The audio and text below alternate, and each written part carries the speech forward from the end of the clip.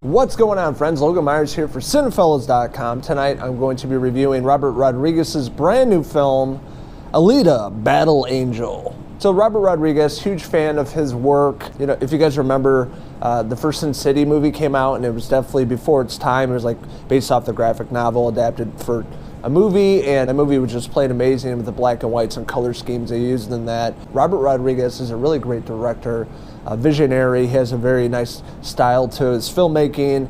And this time around, he's working with James Cameron, the godfather of visual effects. You know, with T2, Terminator 2, Judgment Day, the visual effects are just mind-blowing. With Titanic, with Avatar, you know, this guy keeps setting the bar when it comes to visual effects. They're always ahead of its time. And this time around with Alita, you can see that the visual effects are definitely there and ahead of the game. So Alita is based off books. I'm not a fan of the manga or anime in any way, shape, or form. I didn't do much research about this, but just going to watch the movie and really just falling into this universe and this story. So the setup of Alita Battle Angel, we have Dr. Ito, played by Christoph Waltz, fantastic actor. He finds Alita in a scrapyard, brings her back and puts her back together, and when she wakes up, she has no recollection of her past life and doesn't know who she is. Alita, there's a lot of great fight sequences and she can really kick some ass. I mean, you have huge cyborgs and bounty hunters and things like that in this movie.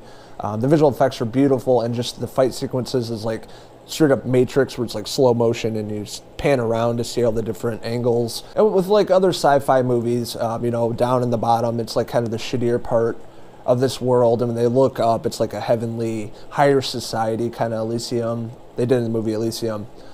So they're down there and they're trying to make their way up there. You have bad people living down in this world and, you know, trying to capture Alita and kill her, but really other people's initiative in this movie is to get up to this higher planet, this higher society. We're introduced to a few characters in this movie. We have Jennifer Connelly and Mahershala Ali. It seems like that guy is in like every movie these days. More recently, he was in the film Green Book that just won an Oscar for Best Picture of 2018. So this guy's career is blowing up, but he looks straight up like Morpheus from The Matrix and Blade put together.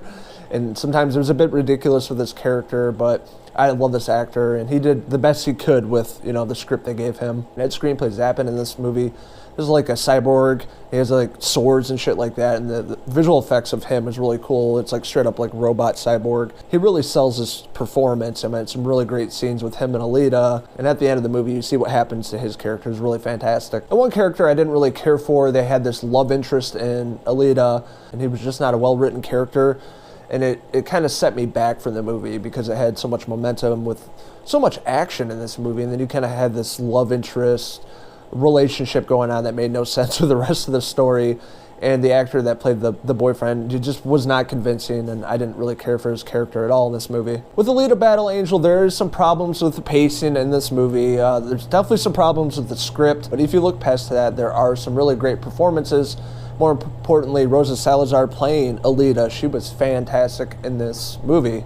Really selling this character, and you really invest in her character and where she's going in this movie.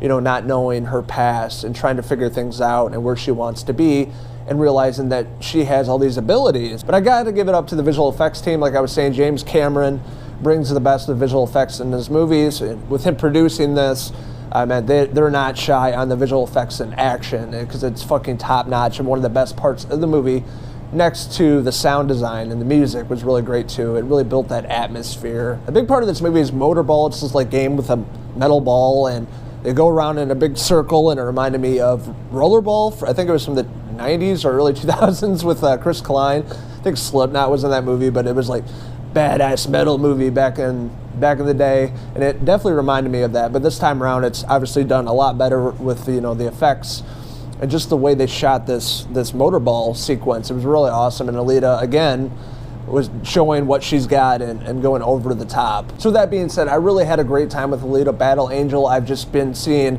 a lot of people talking about this movie. I didn't know much about it. I just knew that, you know, Robert Rodriguez was attached. And, you know, James Cameron producing this movie, so I thought I would give it a chance. And, you know, seeing it in the big screen, the visual effects and the music keeps you invested, and you have a great time at the movie theater. This is a movie you have to see in the theater. It's worth the admission just for the visual effects alone. And the standout performance in Alita is Rosa Salazar playing Alita, because she was just phenomenal. It was a really great story, and I thought her as an actress, she really depicted this character and finding out who she wants to be in life and where she's going to go in this adventure. Christoph Waltz as a doctor was really good in this movie. Him and Alita had really good chemistry, like a father-daughter kind of relationship. Jennifer Connelly's character was kind of sidelined. She didn't really have a major part in this. She was just in the movie. And, honestly, another actress, any actress could have played that character, not necessarily Jennifer Connelly. And Mahershala Ali's character, Vector, like I said, straight up Morpheus meets Blade, was pretty good in this movie. This is definitely not his best performance, but he did the best he could with the script. And at times it was a little comedic. And all the villains in this movie just weren't really 100% convincing. It was just the visual effects that stole the entire movie. So overall, I'm going to give Alita Battle Angel a 3 out of 5 cyborg hair pieces. So if you guys did get a chance to check this out in the theaters, what did you like about Alita? What didn't you like about it? Let us know in the comments below, and don't forget to hit subscribe. This is Logan Myers signing out with my favorite group of cyborgs. Until the next video review, cheers!